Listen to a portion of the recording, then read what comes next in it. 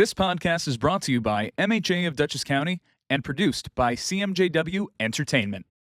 This episode of The Vital Women of Washington Heights is proudly sponsored by Levia Med Spa. You're listening to The Vital Women of Washington Heights. Hello, everyone. I am Iris Douglas, and joining me is my co-host, Yvette O'Sullivan. Hello, everyone. Thank you for being here with us. We are I, and today we have a special guest at the Vital Women of Washington Heights living in Dutchess County, a personal friend of mine and a very special lady who has been part of the community for many years and just helping people, just, trying to figure out what foods to eat to create the better moves. So Alyson Chugerman is an integrative nutritionist who brings a wealth of knowledge and experience to our discussion today on how can nutrition support the hormonal changes that occur during premenopause and menopause. So we'll be talking about that today with you. But Yvette has a little bochinche. Yes, as the audience knows, I like to start with a little Dominican bochinche, which is facts. I use them as facts. And in doing my research, I came to learn that in Dominican Republic, they have integrated nutritionists. So I always get excited to know that Dominican Republic is expanding their thinking, their mindset, and that they're using this wonderful approach that perhaps wasn't used generations ago. So Alyson, welcome to our show. Thank you so much. So excited to have you. Very welcome. Thank you. Alyson, can you tell us a little bit about yourself and what integrated nutritionist does and how you came about to making the decision to become an integrative nutritionist? Yes, absolutely. There's a little bit of a background story. I have two daughters. When my youngest daughter was 5, when she went off to school, the teacher had called us and told us that she thought she had ADHD. And so we did what they suggested. We sent her to a pediatric neurologist. He put her on a form of Ritalin, which is called Dexedrine. And I don't have anything against the medical profession, but after about 3 weeks, she was up, she was down, she was all over the place. And I thought, maybe the dosage is wrong, maybe something's happening. So we took her back. After talking to the doctor, he said, this is the only really the option we have. And when we left, I thought to myself, I don't think that's true. So I have an Italian mom. I sat on a stool watching her cook my entire youth. And every day she told me food is medicine. So we changed our diets. We took out preservatives and additives and refined sugars and dyes. There might have been some Hawaiian punch here in this house then, or things that I wouldn't give my grandchildren now. And then what ended up happening, 3 weeks of cooking together as a family, shopping together. The kids had a say in what we were eating. They had choices. The teacher called again and says, oh my God, what medication is your daughter on? She's doing amazing in school. And I said, food.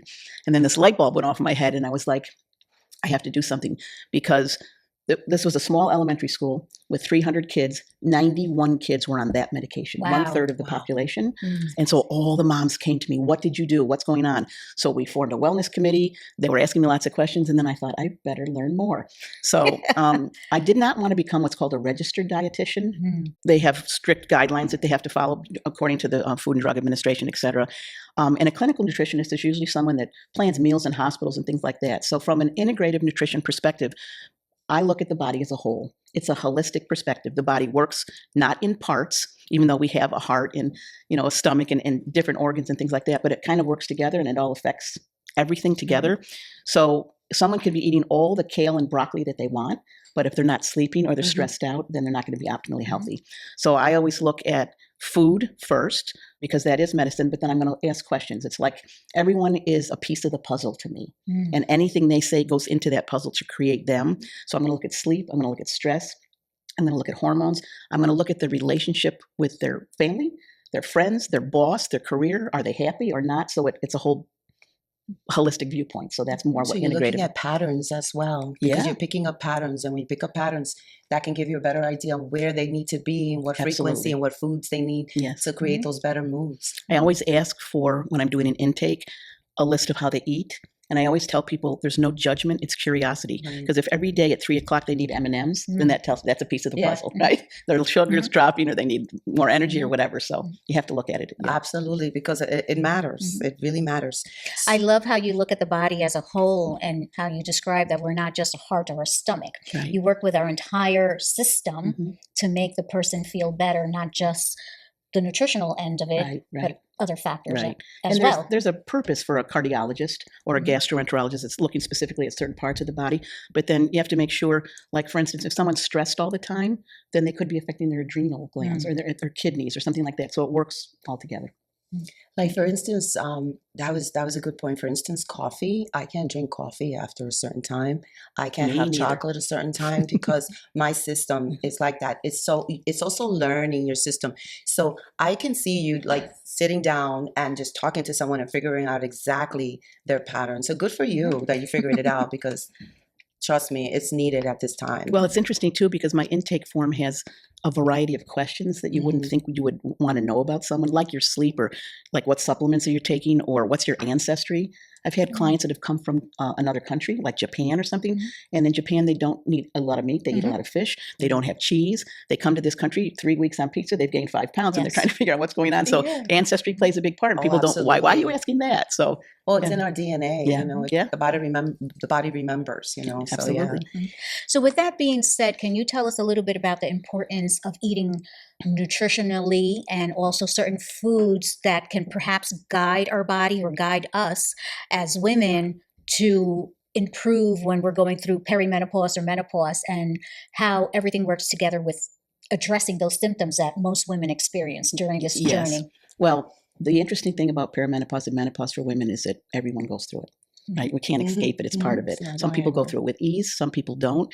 There's a lot of things that trigger different things, but the most important thing to know is that when we're entering menopause, estrogen, testosterone, and progesterone are falling. That's part of our endocrine system, and the endocrine system to me is like a symphony. It's like a big orchestra where the clarinets, the trumpets, the flutes are all playing in sync. And if somebody's out of tune, or if somebody's falling behind, or they're a beat behind, or something like that, things are going to have to readjust. So what I found with my clients is when those 3 female hormones are falling, other ones are picking up to pick up the slack. Could be thyroid, it could be something else. So there's a whole bunch of things happening in the body, and hormones to me are really, really important.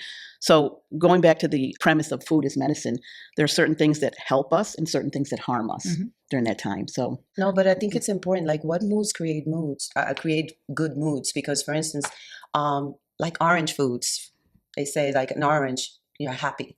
Like anything that brings the sun. So we're talking about like the chakra system, you know, like if you eat an apple, if you have like grapes, or if you have blueberries, it affects like the third eye, you know. So also coordinating foods for you, for how you feel, I think it's important too. Well, bringing awareness to how foods make us feel, which is known as mindful eating. People don't pay attention sometimes to, unless it's discomfort that they notice that something has made their digestive system upset or whatever. But bringing awareness to how you're eating, when you're eating, why you're eating, where you're eating is all really important. And especially during menopause, there's certain specific foods that support the hormonal imbalances. Healthy fats. Healthy avocados, nuts, seeds, those kind of things are really important to brain health, because we start to lose, we get brain fog with perimenopause. The other one would be foods rich in fiber, which we need to stay satiated. People have cravings. There's a little bit of weight gain sometimes happening with people during menopause. The other one would be protein. And I know I love to talk about protein, but there's so many ways that they affect things, and there's like triggers. When our estrogen falls, it works on serotonin. Yes, it does. Which is brain function again. When cortisol spikes, it activates our nervous system. So there's a whole bunch of things that we could be doing to calm everything down. That's how I like to eat, or I believe that I eat mindfully. I remember one time Iris called me and she's like, "What are you eating?" Because she heard me munching in the background, and I'm like, "Oh, I'm eating an avocado and cucumber salad." She's like, "You're what?" That's something you would do. You would. I would, but there's certain things that I cheat on sometimes, just because, you know. I'm going to be honest with you. It's not cheating, it's treating. So I'm going to tell you something. If my daughter were here, she would definitely say, absolutely. I did not have sugar. I did not eat fried foods for like 30 years. I refused. By the time I was in my 20s, I saw my mother create bad habits with food. I saw her gain a lot of weight with eating Snickers bars. She was like constantly eating chocolate. I saw my grandmother overeating Chinese food. So I understood at an earlier age, I need to control my habits because I don't want to have those bad habits. So for years, I didn't have sugar. I didn't have a whole bunch of stuff that now I'm cheating on. You eat fruit though, right? A lot of fruit. Are you talking about, when you say sugar, do you just mean like candy bars? No, like I'll have like a piece of like a maybe one sugar that has like I don't know, Costco's or BJ's has these little chocolates. They're like really low fat in sugar, like hardly no sugar. Like I'll pop that in and I'll say, okay, just to give me that chocolate fix. Well, I love chocolate. Okay, well that brings the question up of what's the trigger? There we go. That's right. What's There the we trigger? go. I love this. What's the trigger? So the Right. trigger is probably stress, that a little anxiety. I got to get things done. Things need to be typed up or whatever. And that's what happens. And then you Yes. get those triggers. So it's learning on how to work with those. Thank you so much for saying that. You just gave me a little consultation. Well, the other literally thing did. with I love integrative it. nutrition is that we look at, many times people are looking at the symptoms of what's happening in the body, which is the what, but I want to look at the why. The why. Why is So it happening? You want to thank get to the root cause of what's causing that, because if we can manage the why, like many people, and I hear this over and over again, is I sit down at night, I've had a long day, I've turned the TV on, I have to have a glass of wine. That's the trick, So what could you do to change that habit? Well, you could get the fancy wine glass. You could add some seltzer and some tart love cherry that juice idea. that looks like Changing it wine or up, something. changing it up. Changing it up. The trigger's I still love there it. because you're doing this or whatever, Yeah, but yeah. drinking. But Well, you're right. And it makes a lot of sense instead of having the wine, have something like a seltzer or something. Well, the mocktails are becoming very popular. Yes. And I find now when I go out to eat, instead of having alcohol, because if I have the alcohol, being that I am going through my, menopause journey, I can't sleep at night. So I've been more and more moving into those mocktails because I want to sleep. I want to that's preserve awareness. That's right. That's an So, observation. well, sleep The is two important. things that I think wreak havoc the most in women in menopause or entering menopause are sugar and alcohol. And alcohol creates more night sweats. It upsets your digestive system. Sugar, we know, creates inflammation in the body. We're Yes. trying to reduce inflammation because inflammation is at the root cause of all disease. The other thing about sugar is that what goes up must come down. And you don't want peaks and valleys. You want Foggy rolling brain, waves, foggy- right? yeah. Yeah. Because if it goes up Yeah. and you had the alcohol closer to bedtime or sugar, or cake or dessert or whatever, most of the time it's going to fall 2 to 3 hours later, and it could be when you're sleeping, and that will wake you up because your blood sugar's dropping. That's a good point. I never It's going realized to that. affect your state of where you're at sleeping. Yeah. And so stopping dinner at certain times of like by 7 or 8 o'clock, if you go to bed at 10 or 11 or something like that, because I don't know if you know this or not, but in traditional Chinese medicine, the Chinese were very wise people. In a 24-hour time period, they figured out every organ and every gland in the body is regenerating. Yes. And overnight, the liver, the gallbladder, the large intestine, all our Regenerates. digestive organs are working. And so we don't want to be messing them up at night. We want them to be doing what they're supposed to be doing. Well, that's So- why yogis don't eat after 6 Yeah, o'clock. yeah. You can't eat because everything has to be quiet. Yeah. Thanks for sharing Yeah. that. Thanks. So we kind of emotional triggers, like what emotional eating. We just kind of discussed that because maybe that's why I pick up that little chocolate to make me feel better. You know what I'm saying? So, what mistakes do we make? Like, some people say, "Oh, you can't skip your meals. You can't do this. You can't do that." How do you feel about that? Because we have discussed it, Yvette and I. We don't have that pattern of we have to have breakfast at a certain time. We have to have lunch at a certain time. How do you feel about that? I think that's great. Okay. Because we're all bio-individuals. Everybody is totally different. We're unique, and so you have to be able to listen to your body. Some people, how the old adage for years has been, don't skip breakfast. In my first 10 years of practice, it was always, it's kind of like not putting fuel in your car and expecting you to get to work. You don't have anything to keep you going. But that's not necessarily the case because it depends on your body, how you absorb your nutrients, how you digest your nutrients, and that kind of thing. So some people are doing the intermittent fasting as well, which means that they're going 16 hours without food. So they might not get up and eat something right away. They'll eat at 10 or 11 o'clock at night. So I think it really depends on the person. But I also am really aware that people need nutrients. And I will add in that we can't, and this is from all my research, we can't necessarily get everything we need from the food of today. The soils are depleted. Food is picked from foreign countries or other countries, transported long distances, stored in a warehouse, sit on a shelf in the grocery store. And if you think you're getting, even if you ate all organic and you ate all your protein and healthy fats and carbs that you need, you might not be able to get everything, which is why I'm really big on trying to supplement to fill in the nutrient gaps because we can't get it all. But as long as you're aware of what you're getting, and to go back to protein again, if I may, protein to me is the most important thing, especially in menopause. It's everything to people. I made a list just so I can make sure I remembered, but protein is responsible for, it's our building blocks. Yes. It provides, we have a lot of protein in our body, makeup, it's appetite control, it's metabolism, it's hormonal balance, it's cognitive function, it's gut health, mood, and lean muscle. That's everything that's affected in menopause, That's every one right. of those. So if we Absolutely. don't have protein, most importantly, we want to not lose our lean muscle mass. Our lean muscle powers our metabolism. And so if we're not preserving that lean muscle, if people are sedentary, if they're not moving, we have joints and ligaments and tendons for a reason. They need to be like stretched and moved. And that's the worst thing that can happen. We don't feel good in menopause. We're gaining weight. We're not going to the gym like we used to anymore. And it just wreaks havoc. So protein is really, really important. And like you said, the emotional component plays a big factor too. But as far as skipping meals, people have to listen. You have to just make sure you're getting what you need. Listen to your body. Yeah. That's something that I experienced. My mother-in-law passed away a month shy of her 90th birthday. Wow. But prior to that, she had fallen and she broke her pelvic, and it took a while for her to recover. But while she sat and throughout the recovery, it was very painful for her to move. So she started to lose her muscle. That's right. Little by little. And I saw how in a 3-year time period, how it was difficult for her to even, get up from a chair. That's right. Because she didn't have the muscles or the strength to get up from a chair. And then her arms became very weak, and it was difficult for her sons to help her out of a chair. So my goal in life for me is not, if I can do something to prevent from losing my muscle mass and to stay strong, I'm going to do it. But at the same time, I want to educate the public about it. So thank you so much for sharing what you did about protein and how important it is to eat mindfully, to give your body what it needs, and also to listen to your body. And you want to make sure you're getting good protein. There's a whole bunch of controvery over. I wanted to ask you about the saturated fats, the soy protein and any other protein. What is the difference? Because I'm on the protein that I'm doing the protein with you with the Shakely. I do the soy protein, so I'm doing it like once a week. Because I find for me, you're taking a shake once a week? Which I just do once a week because for some reason my systems is different with the soy. It reacts a little different, but it helps. Okay. So there's a huge controversy over soy today. Okay. Soy has been around for thousands of years, very popular in Asia.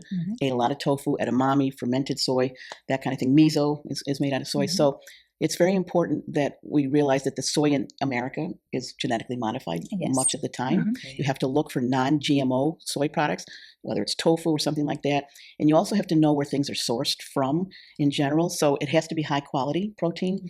When I mentioned that I work with people to help them fill in the gaps, I do have a protein powder that I did my due diligence. I used myself as a human lab. With a little clipboard and tried different things and to see if they made an effect. Because I do my research, it's really important to know.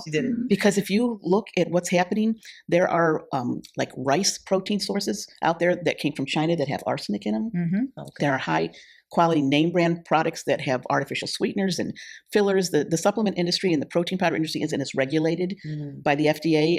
That's actually a good thing. It's called the Dutchess Act because they want to be able to regulate food. But there's like 4,000 supplement manufacturers out there, and you have to be diligent. And so I did my due diligence and found the Shaklee Corporation. And that soy, we have our own soy fields. It's non-genetically modified. It's water washed instead of chemical washed, which is another big deal. And so I'm a big believer in soy, high quality soy for menopause. It's got phytoestrogens in it.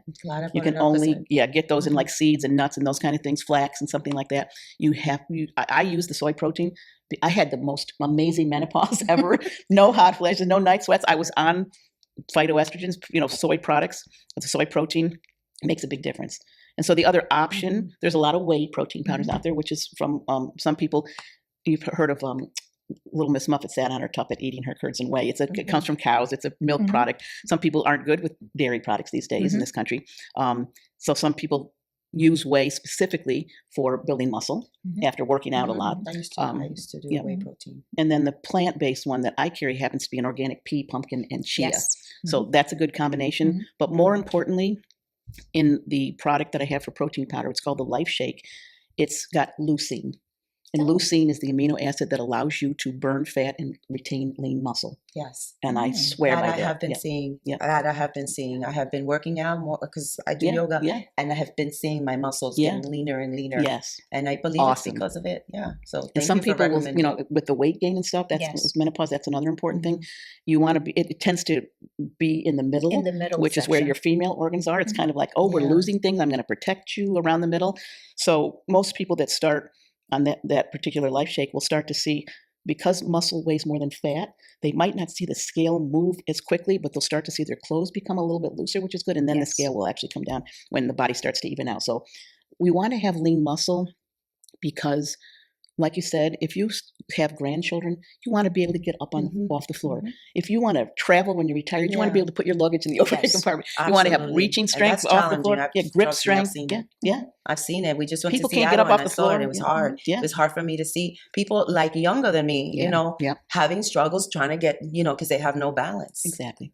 You know, no balance and muscle, and they have no muscle. You know, exactly. So physical body is very important for the mind to be good too. Wouldn't you agree? Absolutely.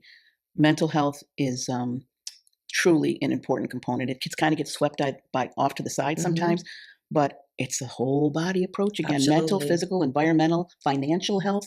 You know, all kinds of health. You know, people get stressed over finances all the time, but I think mental health has a huge component with menopause as well, because blood sugar balance affects moods, and one of the biggest factors of menopause is mood swings. And so I'm a big believer about that, managing your blood sugar. And I don't know if people are willing to do this, but you can go get a glucose monitor that are usually used for diabetics, $30 at the drugstore, and you try it on. You know how those ones that stick on your arm? Know where your blood sugar is being elevated, what's causing it. You put it on there for 2 weeks and you follow it on your app, and it'll tell you, and I did it, so I know, sushi. You think, oh, what's that got to do with something? It was the rice. The rice, right? yes. And most people don't know that refined carbohydrates turn to sugar instantly in the body. Breads, pastas, bagels, pizza, whatever, those kind of things. So knowing what foods affect you, because everybody, once again, is different. Wearing a glucose monitor, I think, is amazing. If you can track results and have scientific data to show you what's happening, that's amazing. Then you can make changes. That's it's a lot easier to you make know those what your changes. design is, and you can work with it. That's right. You know where I used to get really bloated? When I used to go out to dinner a lot, when I worked in the city in Manhattan, like for lunch and everything, all the foods that I used to eat out in the restaurants, I was always constantly bloated. How do you feel about that, and how can we prevent that? Yeah, we talked a little bit about what happens to soy in this country. The other thing is gluten. And that's, you've heard so much people with gluten sensitivities today. That's probably one of the biggest causes I hear from digestive discomfort and bloating. It's mainly genetically modified. We can go to Italy and eat the pasta there, and it doesn't do the same thing as it does here in this country. But what ends up happening is the intestinal walls are the wall itself is 1 cell thick. We're supposed to eat food, chew it, macerate it. It goes down into your stomach. It's peristalsis, breaks it down. It goes through your intestinal tract and it exits. And while it's in the intestinal tract, the reason it's so thin is it's literally porous. Then the nutrients that are released from the food go into your cells, and that's what helps you to stay healthy and energized and young. They give you energy. Right. Well, what's happening is you eat a food that causes bloating, and it's expanding the intestinal wall. So this very, very thin thing is actually breaking apart. So it's becoming what's called perforated.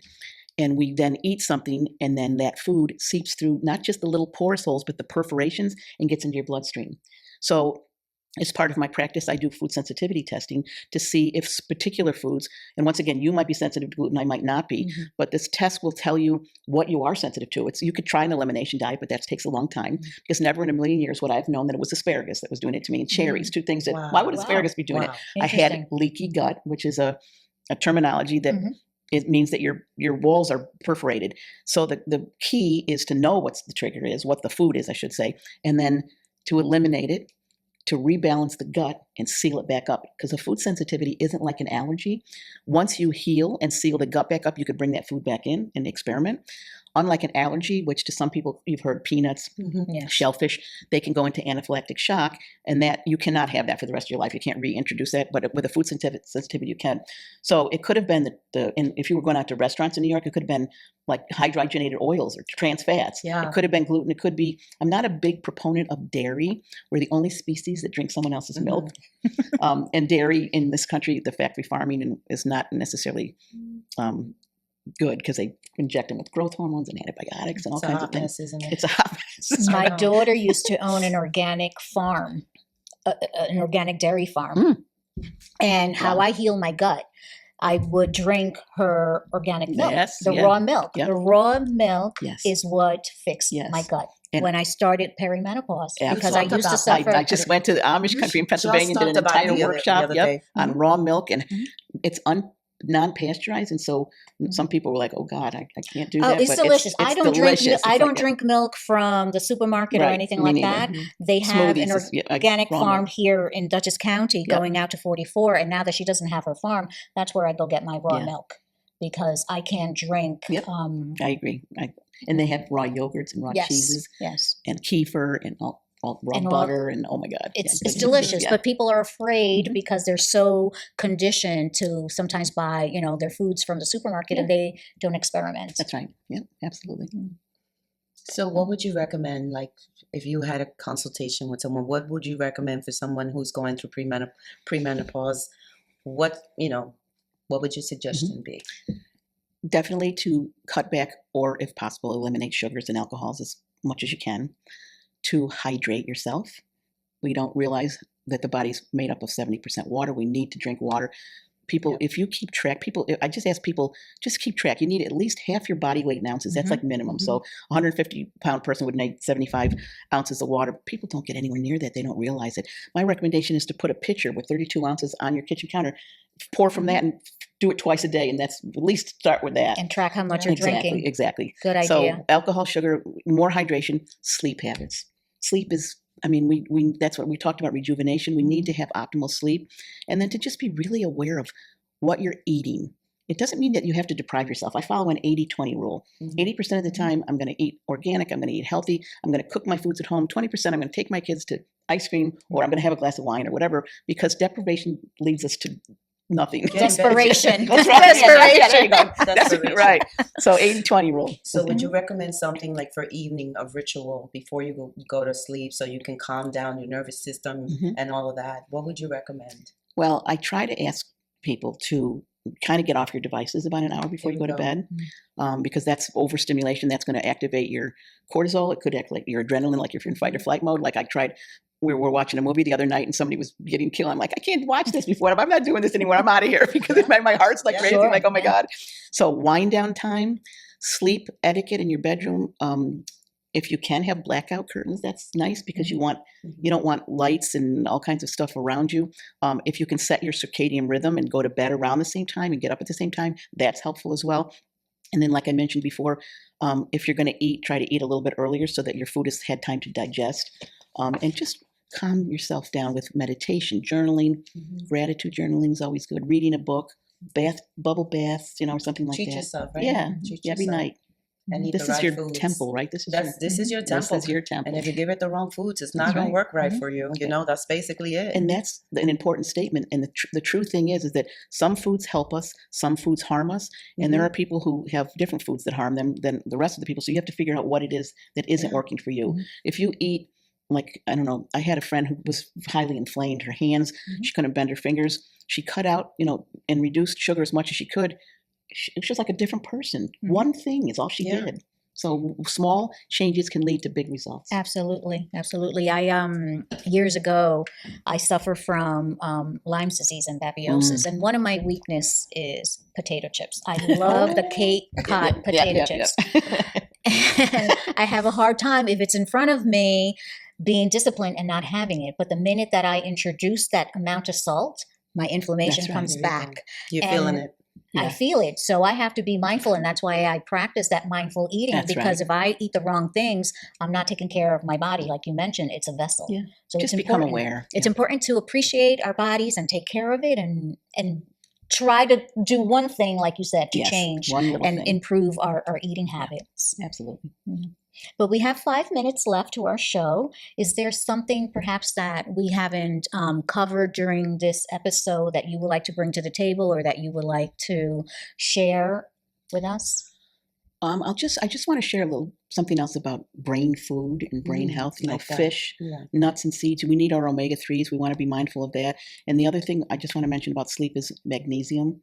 So there are foods that are rich in magnesium, like pumpkin seeds and leafy greens and things like that, or high-quality magnesium supplement. But there's things that we could be supporting ourselves with better. I like that. Thank you so much. And how do you? One more thing. How do you think this affects mentally if we don't eat the right foods? It's all connected. It's all connected. That's And what I there's so much anxiety and depression and just mental mood swings and things that are taking place in the body. So like I said, little things could make a big difference in someone's happiness. Yes. Well, thank you so much, Alyson. so We welcome. definitely appreciate your insights and all of the work you've done for the community and your children. Yes. Appreciate So that. if our audience is interested in reaching out to you and learning more, where can they find you? Where can they contact you? So my business is called Attain True Health because I believe everyone has the capability of attaining their optimal true health for themselves. And that's my website, attaintruehealth.com. I send out weekly blog posts on a variety of topics that people can find on the website. I also send a monthly newsletter out if people want to contact me via email, which is Alyson at Attain True Health. It's ALYSON at Attain True Health, and I'll sign them up for the newsletter, and that can also be found on my website. And then I always offer a complimentary consultation because I really want to find out information so that I can educate and inform the person to make the best choices for themselves. Thank you, Alyson. It was a pleasure having you on our show. Yeah, thank you. I appreciate the opportunity. Yeah, Thank you. absolutely. Thank you. And we want to thank Mental MHA of Dutchess County, Andrew O'Grady. Thank you so much, the CEO. Thank you for this opportunity to sponsor us and believe in what Yvette and I are here to do. So thank you. And that is MHA of Dutchess County, Andrew O'Grady. Thank you. And we always like to thank our producer, Connor Walsh. Connor Walsh, thank you. Without Connor. him, we wouldn't be here. No, we would Thank you. not. Thank you. Yeah, thank you so much. You're very welcome. Yeah. This podcast is brought to you by MHA of Dutchess County and produced by CMJW Entertainment. Thank you once again to this episode's sponsor, Levia Med Spa.